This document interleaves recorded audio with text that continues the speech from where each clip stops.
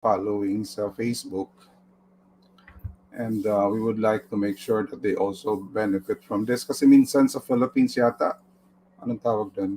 They're good with Zoom, or they're good with Zoom tapos hindi maganda sa Facebook, or either way. And there are people also that are willing to follow us or willing to watch or participate.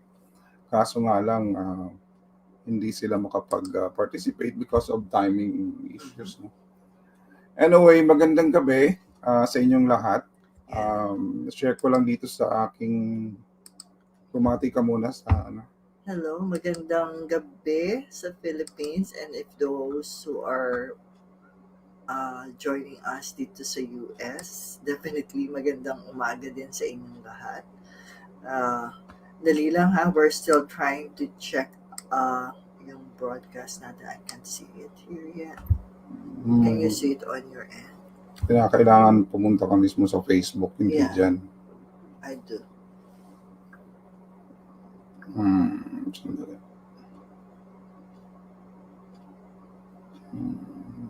You can check on your own. Sandali lang check lang din Noemi yung ano. Kasi minsan hindi nag-a-appear sa amin. Ayan. Check the volume. Check natin yung volume kung naririnig. Yeah, that's good.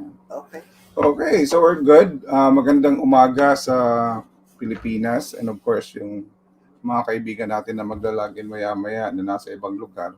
Anumang lugar kayo, magandang araw. Okay, so tonight or today we will be talking about cholesterol. And siguro isa to sa mga most dreaded number pagdating sa mga laboratory results. Diba? And one of our colleague din dito sa atin online is also a doctor. And ikaw ba? Ano ba ang cholesterol mo? Biglang tumawa. Ano bang cholesterol mo ngayon? Ano ka ba naman ang pag-disclose? I know nasa boundary ako, borderline. Borderline level. Okay, so yan yung mga tinatawag na issuance ng visa. Di ba?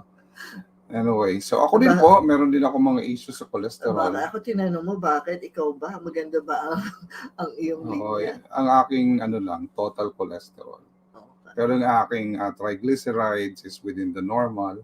Tapos yung aking HDL, yung high density lipoprotein, nasa 88. Very so good. maganda yung aking numbers. And I'm very happy about that number kasi pinagsikapan ko yun eh. Actually, for the past many years, I've always been up and down sa aking mga numbers sa cholesterol. And of course, aware ako doon sa dapat kong gawin. And I've taken statin for, I don't know, more than 2 decades na. And it has created a lot of pain, muscle pain, back pain. Side effect ng gamot sa akin. And I stopped it for a while. I think mag 5 years na ngayon. And instead, I used yung tinatawag nating natural medicine or yung mga oils na sinasabi natin. And I've been very successful on that, as a matter of fact. Although wala pa itong mga clinical studies na maliwanag, we have been really trying to control the diet and of course yung exercise, which are critical pillars. And of course yung stress management, which we'll be talking about it later. Yes. So yun. So definitely sa mga nakikinig sa atin who are not familiar, definitely there are bad cholesterol and good cholesterol, and ito yung bagay na gusto namin i-educate kayo kasi definitely we need fats in our body. Kaya nga choosing the right fats that we intake makes a big difference, di ba? Yung gross description, ibig sabihin yung physical description ng cholesterol, para siyang kandila. Diba yung kandila na ini-scrape mo or kung piyesta ng patay, maraming mga tira-tirang kandila. If you put that scrapings on your hand, yan yung feel ng literal na cholesterol. Oh, okay. And cholesterol is a type of fat. It's also called lipid. And of course, it's necessary for humans and other animals like water or air. Diba? So hindi naman siya talaga totally bad kasi karamihan ng mga tao takot. But our body actually also kang konti. Hindi ako makabuelo din. Okay. So our body actually requires and manufacture cholesterol on its own. So and cholesterol is the main component of cell membranes and other structures and a kind of building block for many tissues. And karamihan ng mga tao dyan um, meron dito ang tanong, is there a way to monitor cholesterol level at home or kailangan ba sa laboratory? Unfortunately, wala pa tayong available unless may alam ka na parang home-based, na parang dry test tinatawag. So I think meron yatang total cholesterol. merong dry testing, but hindi siya highly recommended Hindi masyadong to do it. reliable. Oo, hindi siya hindi siya significant na malaman. Yeah, kasi karamihan, I remember when we were doing a lot of medical missions Yeah, they have sa that medical group o medical technology group. Meron sila mga baon-baon. Ako personally, I really don't recommend. Kasi minsan, it gives you a false assurance na mababa or mataas. Tapos pala yung real number sa laboratory. It's good for screening, di ba? It's good for screening. Good for screening lang siya, but Pero hindi siya talaga totally reliable. It's still good to do your laboratory once a year. Or kung talagang critical, at least every 6 months. That's right. So, certain glands use it to produce corticosteroid. So it's a building block na kinakailangan ng ating katawan to produce certain compound or certain structure like corticosteroids, hormones, and including testosterone and estrogen. Yeah, which is very also important, kasi yung hormonal changes natin is affected also with this cholesterol level that we have. Even the liver uses it to help make bile acid in order for us to digest and absorb fats. So, and cholesterol is also an important precursor to vitamin D. Remember, our body also produces vitamin D when we are exposed to the sun, unless you are doing exogenous source ng vitamin D. So, ganyan yung dynamics ng cholesterol sa ating katawan. So, for those that are thinking na yung cholesterol is evil, not really. No, it's not really evil. Ang issue dito is what you call yung amount. Diba? So, there are certain normals that our body really requires. And ang major concern dito is too much of the wrong kind. Yun nga sinasabi natin. So, ano ba yung klase ng food na meron tayo that builds up the good or the bad cholesterol? Or lifestyle. Kasi hindi lang food. Or lifestyle that you do every day. Mga choices natin, whether you are just going to sit the whole day or do exercise, walk or something, and etc. Because those are critical factors, and the bad thing about this is it can accumulate in the walls of blood vessels. So you can see that, makita mo yung figure mo dyan, Ito yung schematic representation. At ito yung yellow is the cholesterol. Naiipon siya dyan. That's why it can cause a lot of pathology, including hypertension, even circulatory disturbances, yung mga myocardial infarction, etc.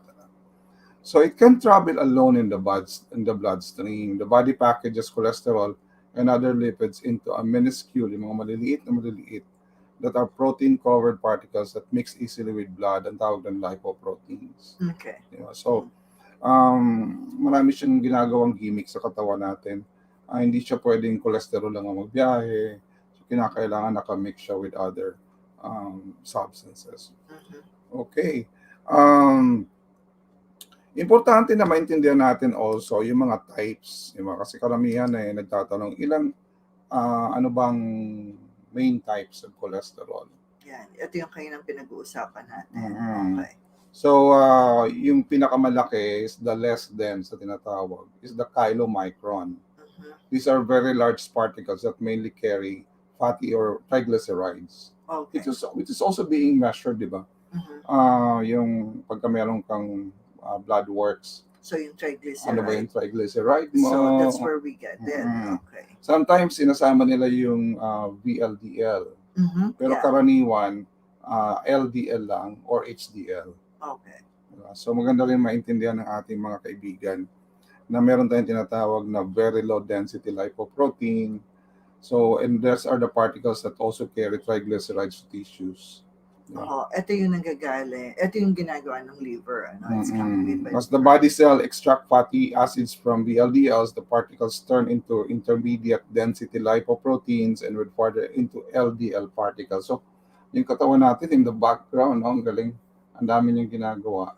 Hindi mo alam, habang nakaupo ka, it manufactures. So yung organs mo is Mm. creating that. Yeah. Nung nasa College of Medicine ako, I'm really amazed how God structured or organized this. Ito yung mga choices na sabihin, ayaw natin nitong mga LDL. Kaya di ba yung Mataas ang mga value. tao, bakit kaya ako okay na naman yung pagkain ko, pero mataas pa rin yung cholesterol ko? Kasi there are certain genetic built, di ba, na sa lahi.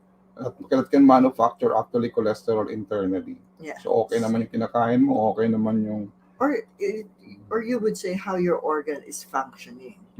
So baka mamaya yung other organs natin are not really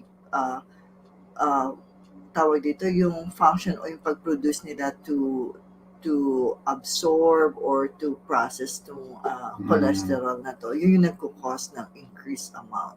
Yeah. Meron din tayong tinatawag na intermediate density lipoprotein. Ito yung particles that form as VLDL and give up their fatty acids. Some are removed rapidly by the liver and some are changed into low density lipoprotein.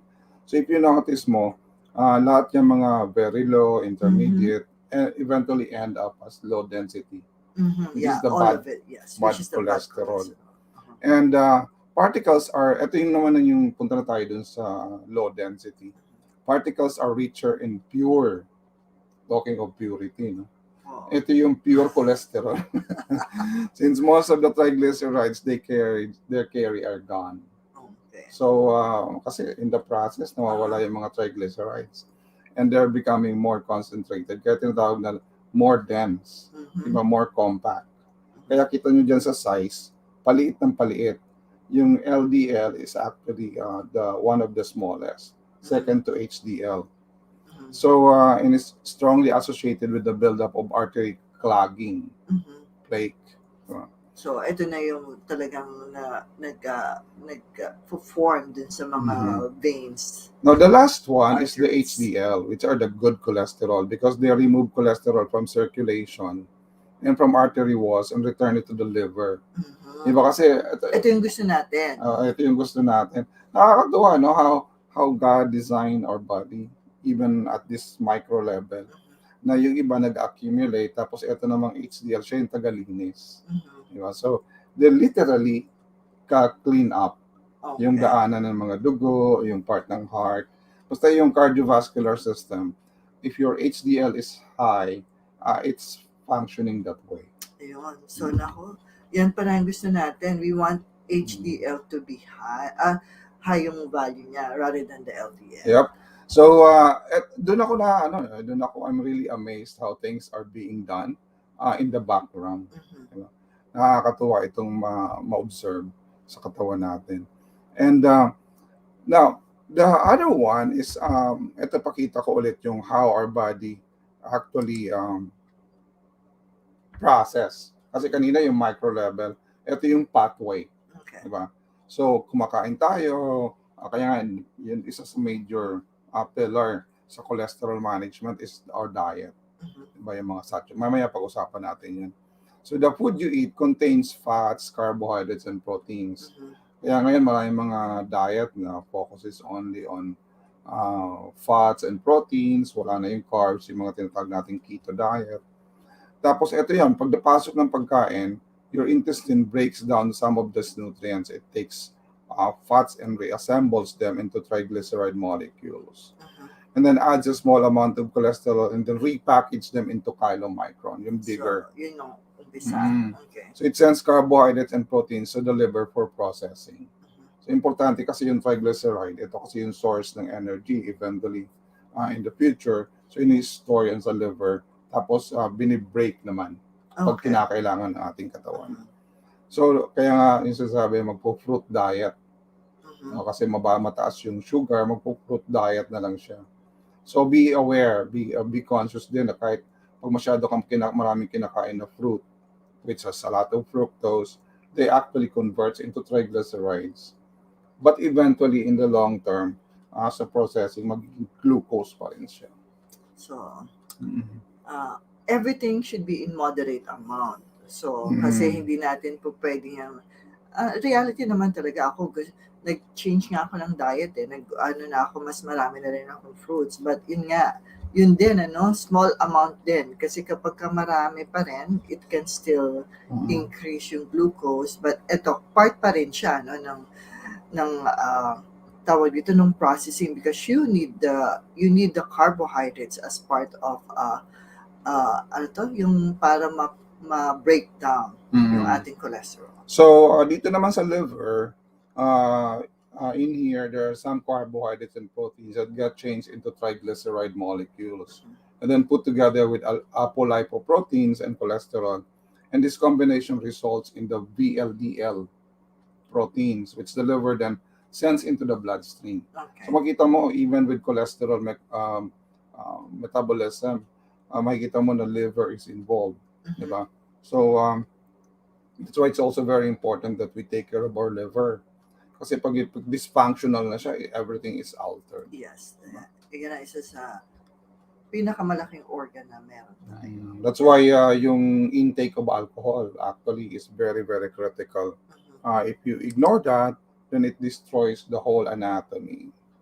Yung role of diet, ito yung importante. So, may sample ka dyan. Sige. So the most important factor isn't how much cholesterol-rich food you eat. Rather, what else do you eat? Diba? Kasi it reinforces It reinforces the whole process. What else? Sige, ano ba yung what else na Saturated fat in the diet clearly does raise LDL. Saturated fat. So, ito kagaya nito. Pag kumain ka ng cheese na 1.5 ounce, ganyan karami. Paborito mo ang cheese pero konti-konti lang. Ayaw kong dumabot sa 1.5. Ito, paborito niya ang cheese. Especially yung mga talagang mga matatapang na keso, di ba? So that's why ako konti na lang kinakain ko ngayon, because I know if I eat 1.5 ounce of that, which is actually a bigger portion, then I get 8.2 saturated fat. So, ngayon kaya pala, totoo yun, nagbabagong buhay na siya. Hindi na siya madalas kumain. Kasi ang diet talaga niya, every breakfast there's cheese. And even for dinner time, there's, kapag kumain ng tinapay, may cheese. Pizza. Pizza is another one. So one slice, akala mo maliit lang siya. It actually contains, eto grams to pinag-uusapan natin dito. 4.7. Ice cream, di ba? Ground beef, di ba? Kahit pa sabihin mong 85% lean, walang taba, it also contains 4.5. Pork sausage, di ba? Bacon, actually. So 3 slices. So ibig sabihin nun, yung mga sandwich ng Dunkin', di ba? Merong bacon, yung McDonald's. So if you eat, normally 3 slices yan Kasi mini-measured. So 4 grams of saturated fat na yan. Naku po, ano pang kakainin mo? Wala. Kamote. So, the most important dietary changes you can make to lower your cholesterol levels are to reduce your intake of saturated fat and eat plenty of fruits, especially vegetables, fish, and the whole grain, because these are the good ones. Ayun. Diba? So parang talagang turn around talaga for your diet. Especially if you are genetically predisposed. Ibig sabihin yung pamilya mo mataas yung mga ganitong klaseng cases. So people with diabetes tend to have high low density. So if you have diabetes, or even if you're pre-diabetic, which is actually what I'm going through, mataas yung aking LDL, tapos low ang HDL kung wala akong gagawin. That's why I really have to twist things around in order for me to be able to really achieve the goal that I'm supposed to go through. The role of exercise. Mhm. Exercise can encourage weight loss, and weight loss helps lower. Kasi Wow. nga, karamihan ng fats natin nandito sa visceral part, yung Nasa bilbel. nasa tiyan, di ba? So, kaya nga, di ba, yung ating waistline, which we talked about last week, is a determinant factor on yung health ng heart natin. Okay. Diba? So, the wider it goes, the very unhealthy kind of circulatory system we have. Ay, nako po. Di ba yung napag-usapan natin last week, yung kalahati ng ating uh, height in inches is supposed to be the waistline mo. So kung ikaw ay 6 feet, which is 60 inches, dapat ang waistline mo nasa 30 lang. So the wider it goes, the more delikado. Oh The more my. delikado. Nako.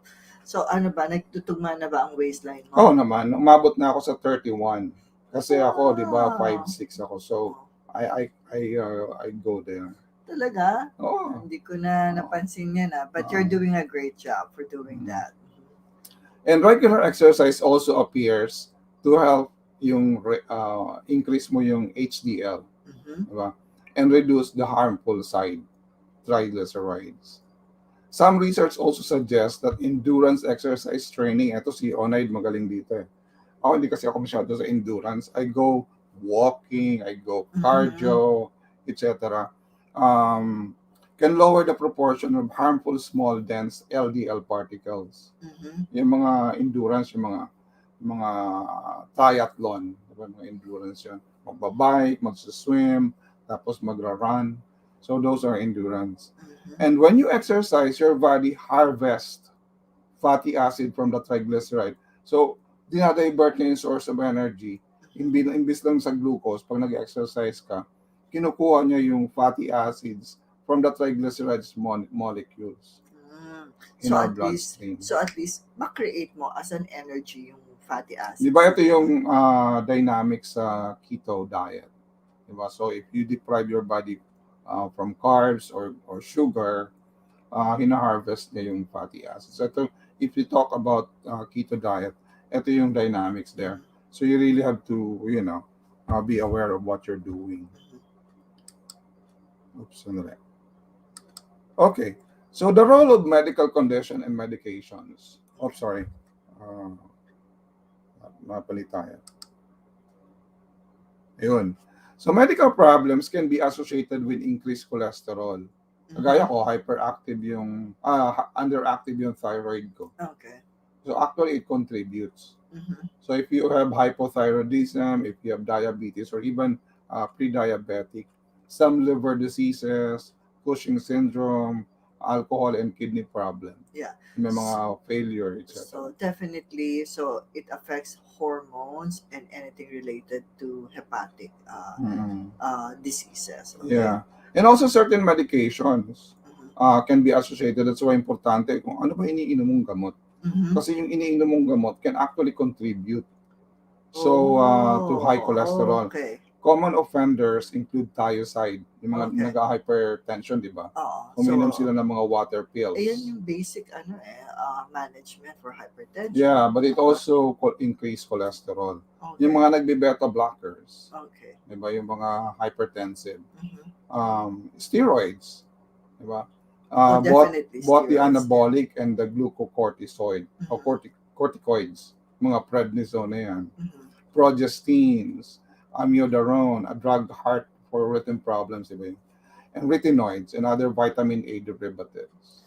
So, it's an issue talaga na merong mga side effect ang mga gamot na iniinom natin. That's why it's very Especially if important na ikaw, nurse practitioner ka, di ba? Mhm. So, meron tayong tinatawag na inventory of medications of patients.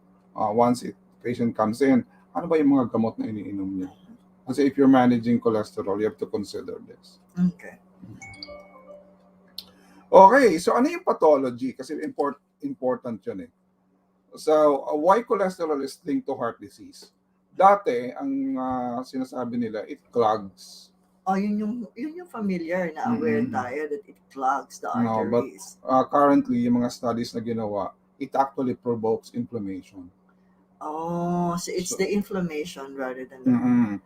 Pero ano yun eh, magkadikit ng tutusin. Well, of course, it has to be there Mm-hmm. before it creates inflammation. Yes. Diba? It's just, that's why yung health ng ating cardiorespiratory, cardiovascular system needs to be really encouraged Mm-hmm. sa mga pasyente or sa mga Okay. tao na hindi pa pasyente, di ba? So the type of chronic low-grade inflammation seen in heart disease initiates the process of plaque buildup.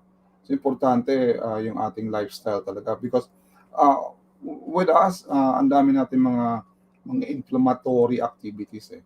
Even sa diet natin, Uh-huh. yung healing natin umupo sa computer, di ba, social media na walang katapusan, ayaw nating gumalaw, di ba, gusto natin nakaupo palagi, Mm-hmm. are actually lifestyle issues that enhances Ayan. yung mga ganitong mga Alam ko, definitely with this pandemic, marami talagang mga naging issues sa atin na naging sedentary or sabi nga natin na mas lesser na yung activity na meron tayo. And somehow we really have to choose to be active in the midst of this pandemic. Mhm. Now there are risk factors that is beyond our control. Mm-hmm. Like being over age 45. Mm-hmm. For me, I can no longer control my age. Diba? So, ikaw din. Oh, Diba, yes. papunta ka pa doon. Oh, Kasi papunta. 55 eh. Wala pa naman ako. So you can still control. Okay. But if it goes 55 and above, it's beyond your control for Mhm. women. I don't know about Filipinos. Baka lower ang Filipinos. Mhm. Diba? Having a father or brother, yung family history, who Okay. develop heart disease before 50 to 55. So if you are having this kind of history, or a mother who developed it at 60 or before age 60 to 65, this family history of early heart problem can indicate strongly genetic susceptibility. So, hindi natin maiwasan yun. Kung nasa lahi ninyo, you know that you have to check out yourself, na ma-monitor ang mga cholesterol levels natin. Sabi nga dito, kahit daw kapag nag-menopause na ang mga babae, or whether it be natural or surgical, kunyari nag-hysterectomy ka, yung risk mo pa rin for this one is hindi mo na makontrol, that the cholesterol can be higher. These are given, kumbaga. Now, if you look at this quick guide, ito yung mga numbers. So, dapat ang total cholesterol should be less than 200. Mm-hmm. Pag more than 200, now you're bordering. Diba? Ikaw sabi mo, malapit ka na sa border. Mm-hmm. So, baka mabigyan ka ng visa bigla. So, you have to be very careful. Ito, nandito ako sa borderline. Yung LDL cholesterol, ito yung bad cholesterol, di ba? Mm-hmm. So, dapat less than 100 din. Mm-hmm. Di ba? So, pag umabot ka ng border or nearly optimal, etc. So, medyo papunta ka sa dangerous area. Okay. Yung HDL mo should be less than 40. It should be greater than 40. Okay. Ako 88, so I have a very high, may tagalinis ako internally. Oh, that's really nice. So I'm really very happy about that. Dito ako may problema sa LDL ko. Yeah, so, nasa high level. Nasa high level ako eh. So umabot ako dito sa high, which is really a problem on my end. So need to bawal nga ang cheese. Bawal. So triglyceride as well. Diba yung triglyceride dapat less than 150. Ito masaya din ako dito kasi nasa normal pa rin ako. Okay, that's really good. So LDL lang talaga yung problem.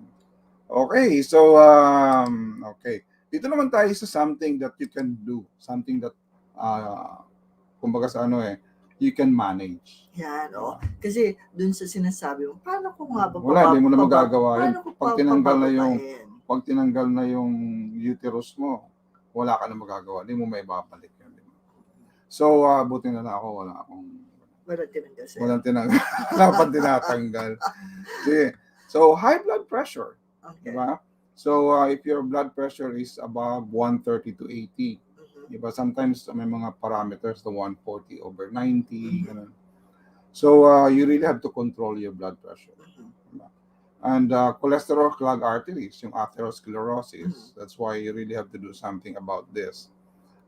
Diabetes, di ba? Mhm. So make sure that your diabetes is controlled. Mhm. Di ba yung may mga tao na pre-diabetic, so you really have to make sure na hindi ka na mag-transition doon. Or kung magta-transition ka man sa diabetes towards the later age, which is actually my goal.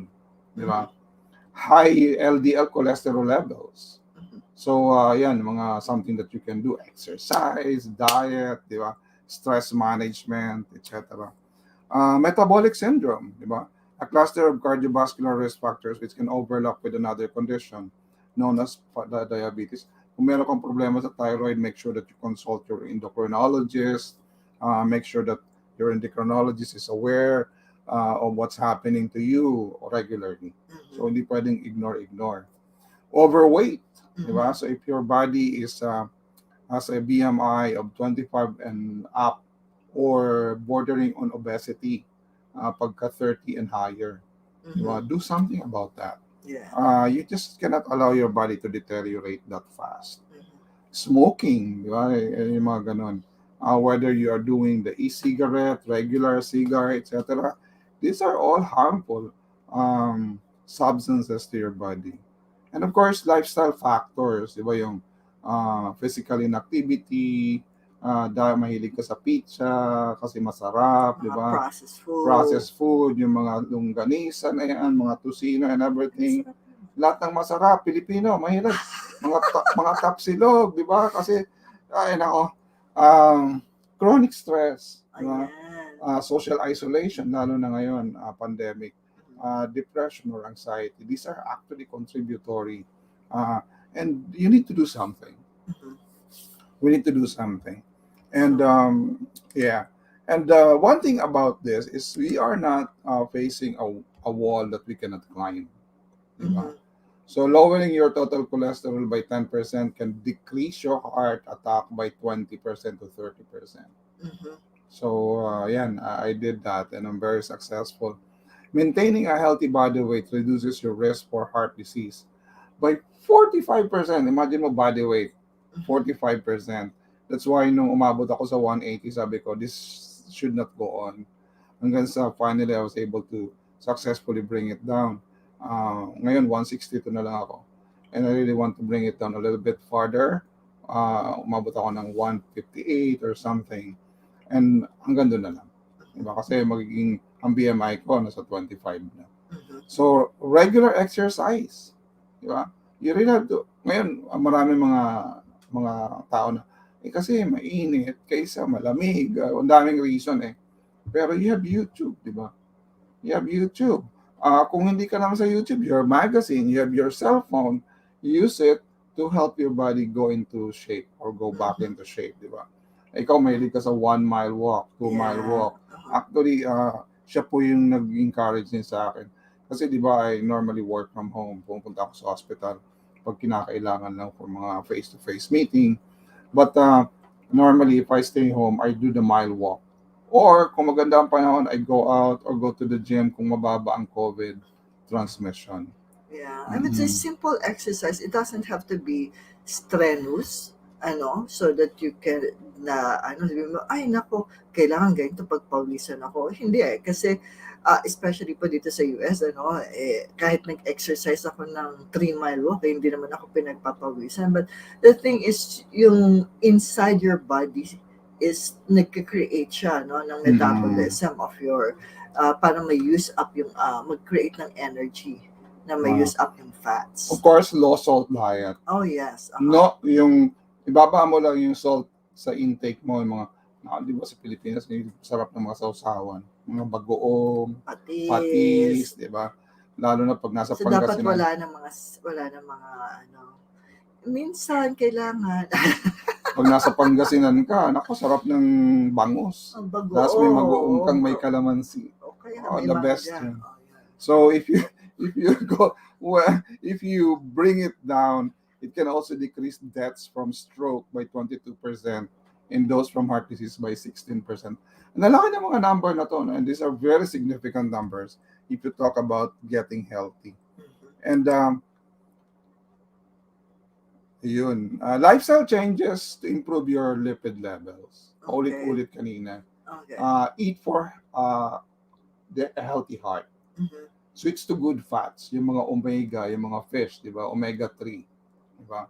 The healthy fats in avocado, paborito ko na yan, avocado. Dati ini-ignore ko yan. Olive oil, avocado oil. Kami hindi na kami gumagamit ng mga kung ano-anong anong tawag doon, pamprito. Kagaya ng mga minola, mga canola, pirinola. Vegetable oil or These are unhealthy oils. So we use coconut oil. Because highly saturated oils. We use coconut oil, we use avocado oil for frying, panggisa-gisa, etc. So focus on fiber-rich whole food. Mhm. Di ba yung mga broccoli, di ba? Ano na yung paborito mong dahon? Spinach, di ba? Yeah. Sa Pilipinas, ang dami mga gulay Mhm. na pwedeng pakinabangan. Okra, paborito ko yan. Okra, syempre yung mga ampalaya. So the more they eat or the more we eat less processed food, the better. Mhm. So raw, ibig sabihin from the farm to the table. Mhm. Di ba? Konting processing, the better it is. So pagka talagang mahilig ka sa mga longganisa, tocino, Processed yun. these are processed food. Diba? Start an exercise program. Ayun pala. So kaya nabanggit mo yan, ano? So ang isang pinagbago ko is yung instead na mamili ka ng processed food, kung bumili man ako ng giniling na baboy, ako na lang naglalagay. Lalagyan ko lang ng bawang, You do your own. Asin, that's it. So wala na siyang other preservative with that one. So you make it your own. So yeah, isa sa mga way at least to lessen up kasi minsan hindi mo maiwasan that you still wanted something like meat as part of the table. Yeah. So start an exercise program for the heart. Normally dapat aerobic, cardio. Diba yung walking, walang masyadong strenuous. Diba hindi ito yung parang triathlon type or biking na walang katapusan. So you can do biking for the cardio part. Pero yung talagang endurance for the biking, it's not even recommended, especially for older people, di ba? Yung mga may edad na Zumba. Zumba is a cardio exercise. Yeah. And of course, if you're smoking, stop it. Di ba?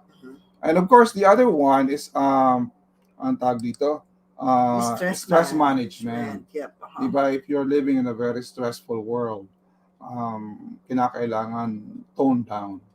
Diba? I've been living in that kind of lifestyle for many, many years.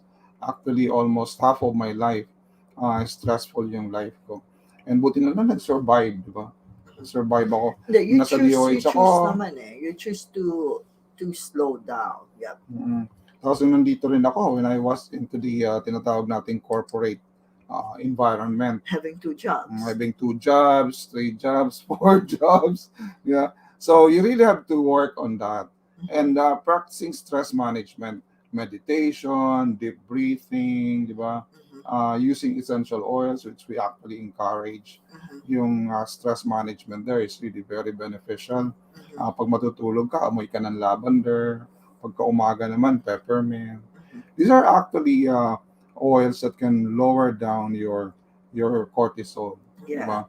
Kasi reality kasi sa work environment natin, work is gonna be there, it's gonna be stressful for us. Ang importante lang doon is we are able to handle it na gumagawa tayo ng way that our body will be able to cope up with it. Kasi sabihin mo, okay lang ako, but internally, it causes inflammation sa body natin. Yung without stress. us knowing it. Yeah, without us. Until you hit a certain disease process. Diba? Hypertension, etc. Akala mo, kaya mo pag bata ka. Kasi pag bata ka pa, parang you feel invincible. Invincible.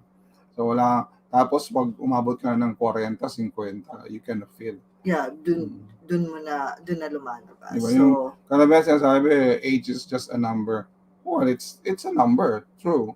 Pero it's also an indicator that your body is also reaching a point na you really have to do something. Yes, that's right. Yeah. Tapos kasi yung stress din, gaya nung binanggit ko, nagko-cause talaga siya sa 'di ba? Kapag nasa isang situation ka, your body is like dun na lumalabas na minsan parang na sumasakit yung sikmura mo, Hyperacidic, yung sleep pattern mo, disturb o din. nagkakaroon ka ng palpitation. So whether you were thinking of other ways bakit ka nagkakaroon ng ganitong mga symptoms, it's because these are precursors because of the stress that we have in our body. Mhm. Yeah. Now, some people goes to the doctor, di ba? I'm a doctor, you're a nurse, and we have a friend here who's also a doctor. We recommend always a partnership with the doctors. Mhm. Actually, one way to manage this is statin. Mhm. Diba? Kung talagang mataas na nasa dangerous level, wala nang choice yung doktor kung hindi bigay ng medication. Mhm. And normally, ang piniprescribe mga statin medication, Vastatin, Atorvastatin. Crestor, etc.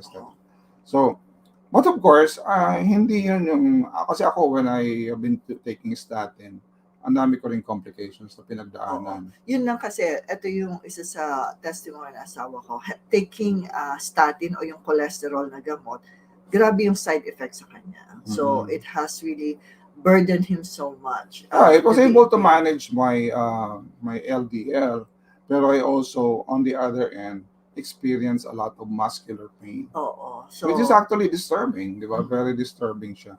So, when I realized na meron pa palang ibang option, habang iniinom ko yung statin, gumagamit din ako nito. Kumbaga yung nag-titrate, binabawasan mo yung Mm. dosage mo while you're using some essential oils. So, one of the many essential oils na pwede natin gamitin are the citrus lime. Diba? So Yung healthy. grapefruit, Okay. wild orange, lemon, which is readily available. Diba? Mhm. Mura pa. Yeah. Diba? Lemon is just 700 pesos. Wild orange is also around the same amount. Oo. Ang grapefruit medyo mahal-mahal. But these But are it's still But these are within budget. within the budget, Uh-huh. less than 1,000 pesos, that you can use for like what, 3 months, Mhm. 4 months. So for each bottle, Mhm. cheaper than statin, obviously. Yes, But that's you can true. use And more actually natural. and more natural. Okay. So marami mga studies, even the juice, diba? Yeah. Even the juice can also be used. Ito lang yung nasubukan ko kasi lately, so sabi ko, sige nga, I've been using essential oil, especially lemon, every single day. I put it a drop or two in a glass of water. Dapat glass po tulad nito. Kasi yung ating oil can cause some problem kapag plastic ang bottle, tawag dito, Corrode. nagko-corrode yung plastic. So it should be glass or probably ceramic, Mm. Napansin ko kasi pagka nag-try ako uminom ng lemon juice o calamansi juice in itself sa umaga, nag-hyperacidity ako eh. Mm. So nagko-cause talaga siya ng problem sa akin. So using essential oil, wala akong ganung problem. So that's one of the things that I can share with you. This one Yeah. has helped me So- not to cause any hyperacidity. Yeah. Okay, so you're on the right track. So we encourage individuals and even families with a very strong history of cholesterol issues na dapat gumamit sila nito. Now, the other one, actually, I'm recommending 3 oils. Rosemary. Diba? Isa yan sa paborito mo Yeah, another study. Of course, marami pa siyang ina-address. Prostate, focusing, mental Mhm. function, etc. But on top of that, administration of rosemary oil reversed dyslipidemia and abdominal fat accumulation in the chemically induced group. Okay. So, which is actually very important because if you're using statin Mhm. and you're having also issues on weight management, This is diba? good, right? This is a combination of that.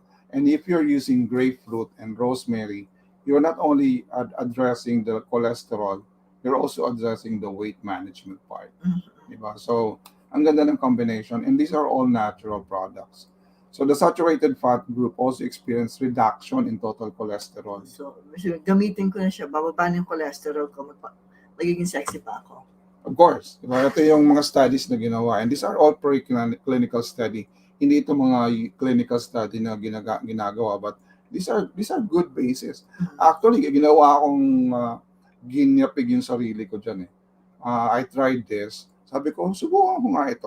It could be pre-clinical study, pero why not try using it? And then when I started using it, ang daming nagawa. Di ba hypothyroid ako? When I started using rosemary, grapefruit, copaiba, etc., yung thyroid function ko normal. Diba? Ang daming advantages. And of course, lastly, hindi ko to gusto sa pansit. Hindi ako mahilig sa black pepper eh. pero when it comes to your cholesterol, ang ganda-ganda niya, and even sa hypothyroidism. If you diffuse it, or even if you put it under your tongue, ang ganda-ganda niya. Kasi, in-experience ko siya personally. When I started using it, and a recent preclinical study found that oral administration of black pepper, essential oil, CT-limonene reduces both anxiety and depression. So may stress management component pa siya. Wow, this is something good, ano? Serotonin. So gabi, di ba magandang i-diffuse siya kasi di ba mataas yung ating mga serotonin, etc. So makatulong pampatulog. Pampatulog. Oh, wow. So as a side benefit, the oil also lowered total cholesterol without causing harmful effect. Wow, amazing. So dito sa mga na-share mo, there are options that we have, ano, natural way of... So, hindi lang statin. So, kumbaga, merong mga essential oils na kung palagay mo hindi ka na, kumbaga, before, hindi namin, we are after medical management, but we consider it as holistic management, that we can try natural solution. First, if we can do it initially and see how our body responds, kung mag-work sa inyo, well and good. But if not, you can have it together or working with the medication that you are taking. Kasi kung nagtitake ka na ngayon ng cholesterol medication, gaya ng ginawa mo, so you can use your medication and start using the essential oils na nirecommend mo para unti-unti bumaba yung cholesterol mo and hopefully matitrate yung cholesterol medication. A combination actually is good. So while taking statin, kasi karamihan ng mga doktor. And that's how you started, really? Yeah, I actually started it that way. While taking statin, then you can use a natural solution in combination, and it complements. It complements. And the doctor will always realize, bumababa na yung mo, so bawasan na natin. Yeah. And until you reach a point na hindi ka na gumagamit ng statin, nag-natural product na lang. That's true. Okay, so I don't know if we have questions dito sa ating Zoom. Meron ba kayong mga katanungan? Yeah, you can dun sa mga Zoom, you can unmute and then tell us about your question, or even sa Facebook, you can type in dun sa chat. Okay. Nandito si Al. Al, welcome to our conversation, our usap-usapan. Si Anna was there, but it's on and off, and then si mahina siguro yung And Eleanor, of course, first time kitang ma-meet dito sa Zoom. So if you have questions, feel free to chat dito sa ating Zoom or even dito sa Facebook. Yeah, so you can type in if you have any questions or comment. Or if you want, you can also unmute. Al, meron ka bang tanong? Or si Ate Grace? Or si... This sa Facebook, hindi ko nakita yun. And there would be any questions. Wala eh. Kanina si Onay. So... Si Al yata may question. Al? Hindi kita marinig. Sandali lang. Okay. Tingnan ko lang yung aking speaker. Baka sandali lang. Okay.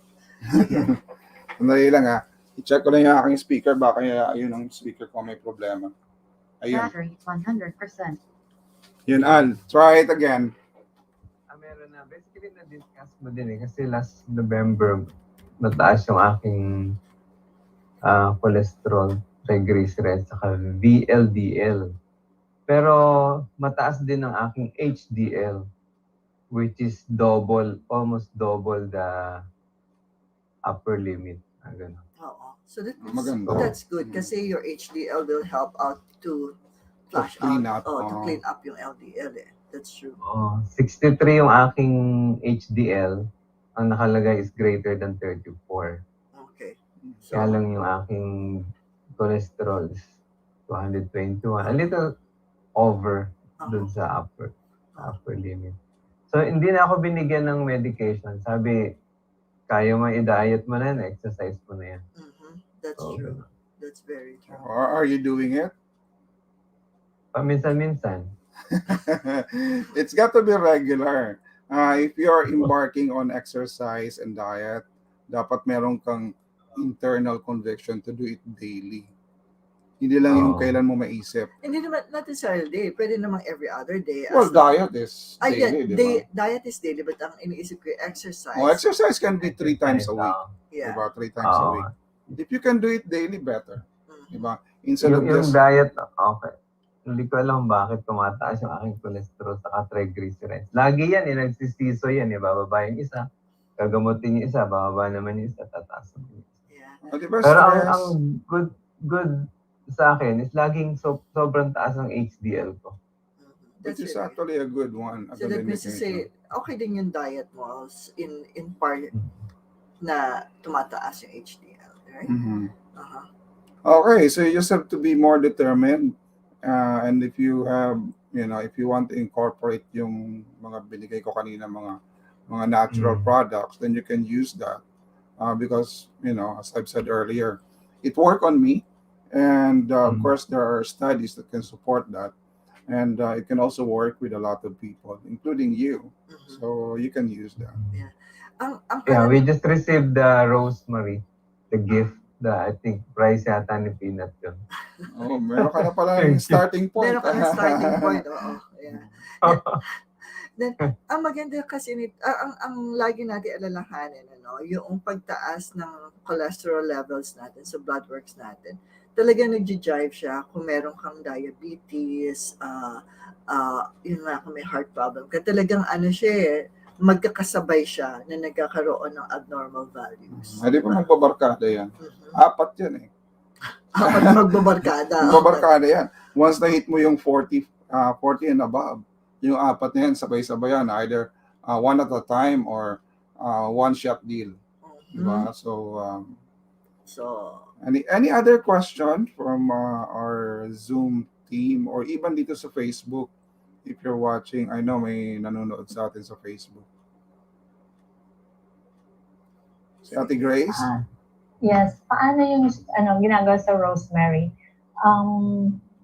Yun ba yun yung nakakapag-paliit ng belly? Yeah. Nakakatanggal ng belly fat? Sabi mo kanina, it goes with ako dun eh. Yung pagka lumalapad, ang tawag niyan, lumalaki yung waistline, tapos nakaka-affect din sa heart? Yes. Yung belly fat, ang tawag namin doon visceral fat. If your waistline goes wider, it actually impacts. Kasi indicator yan physical indicator that your heart is getting a lot of challenges when it comes to cholesterol and fat metabolism. So you really have to be aware na your waistline is actually a big indicator of your risk. So dapat bawasan mo siya, exercise and reduce your weight, etc. Go into the ideal body weight mo. And the more that you are becoming more successful towards that direction, the better you are. Yun lang talaga. Ang mahirap lang, the older we get, it's so hard na talagang tanggalin yung mga bilbil. Yeah, well, that's a given. Kasi habang tumatanda ka, bumabagal din yung metabolism mo. Pero together with that is your ability to control your diet, especially sa mga carbs, di ba? If you know that there is already a problem sa metabolic pathways, dapat huwag ka nagkakain ng maraming kanin, dalawang kutsara na lang siguro, and focus on vegetables and other healthy non-processed whole food. Pero Pilipino tayo, paano ka naman kakain ng 2 o 3 kutsarang kanin? Well, you really have to modify your diet. If I can do it, diba? I was able to do it eh. Kasi nung Alam mo, alam mo, yung mga walang tiyan 2 years ago, I mean, lahat may tiyan, di ba? Pero yung mga, Yung mga nagka-bilbil. bilbil. walang balls. Nga nagkaroon na sila. Dahil nga sa kakaupo or dahil That's true. hindi na sila mobile, Yeah. ma-lockdown ka ba naman ng 2 years, Parang no? kinulong ka, no? Totoo Parang, yun. parang fattening eh. I understand that. Yun talaga yung struggle. Yun talaga yung biggest struggle talaga ng pandemic na to. So, nabanggit niyo yung rosemary oil. How does that work? And what do we do with the rosemary oil? Ako Para kasi, makatulong sa ang recommended niya ate is diffusing. So if you diffuse Oh, that in the diffusing. evening, if you put that as part of your diffuser menu, if you put that in the morning or in the evening or both, that can actually help you. Kung nakaupo ka lang, natutulog ka na, etc., you can add that. Now the other one is sublingual. So, or internal. Yung nilalagay sa veggie cup, which I prefer to use. Siya naman kasi nilalagay niya sa veggie cups. Ako, nilalagay ko na rin sa veggie cups kasi sometimes wala akong time to diffuse. Kasi pag nag-diffuse ka, dapat nandun ka sa room. Diba? So, I diffuse it, of course, habang nasa work ako.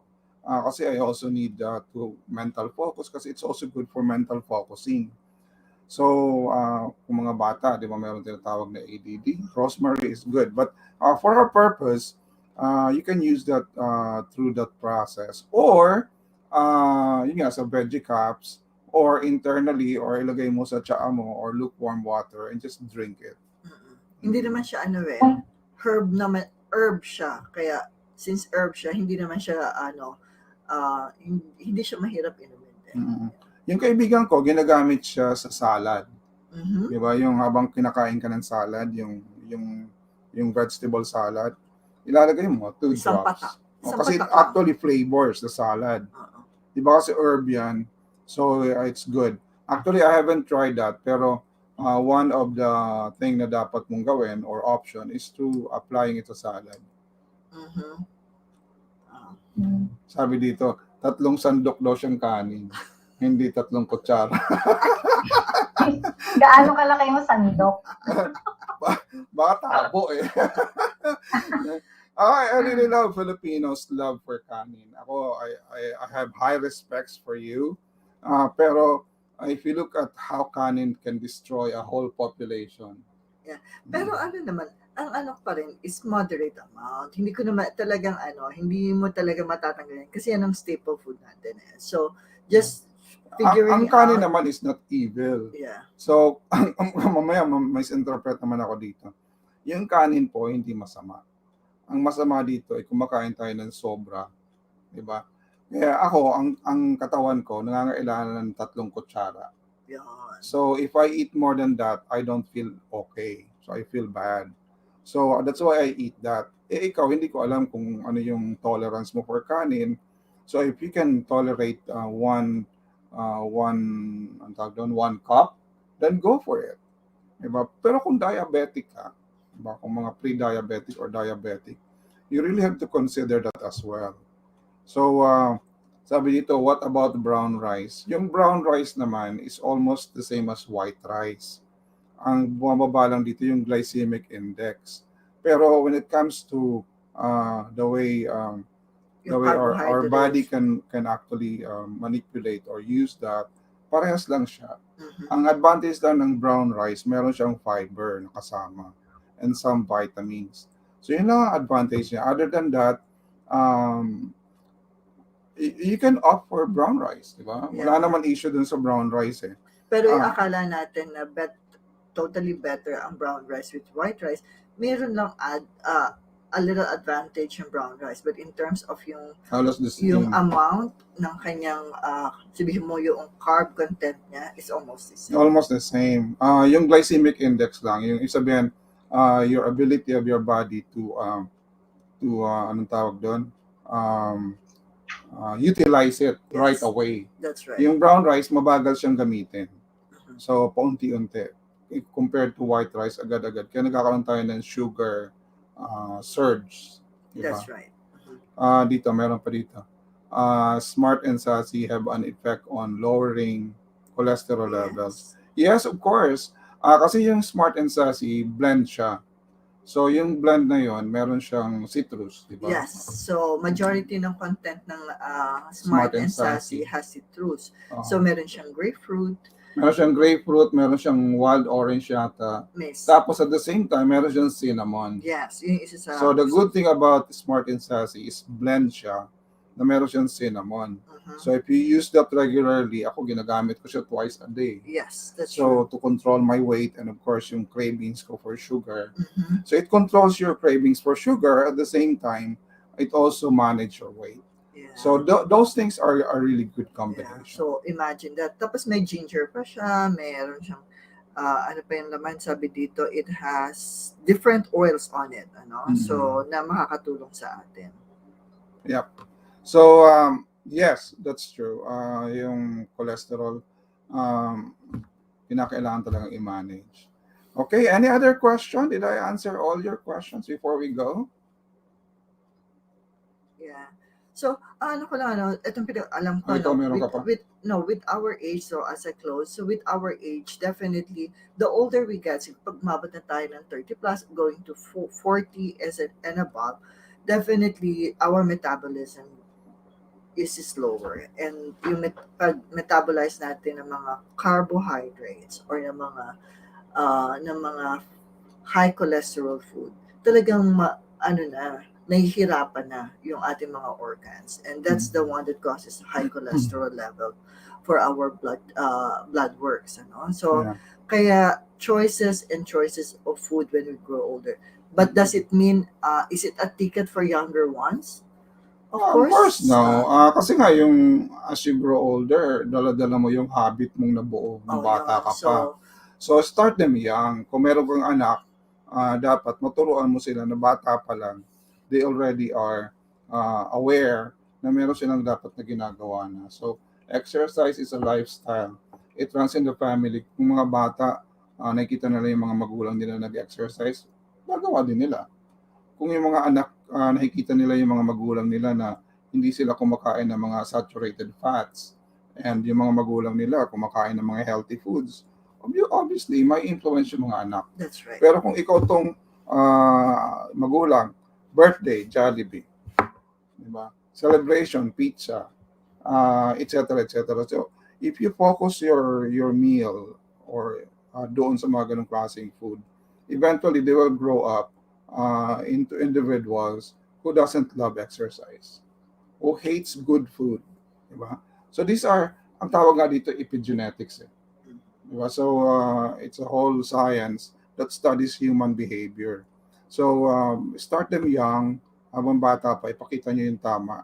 And paglaki nila, yun din ang gagawin nila. Yeah. Okay.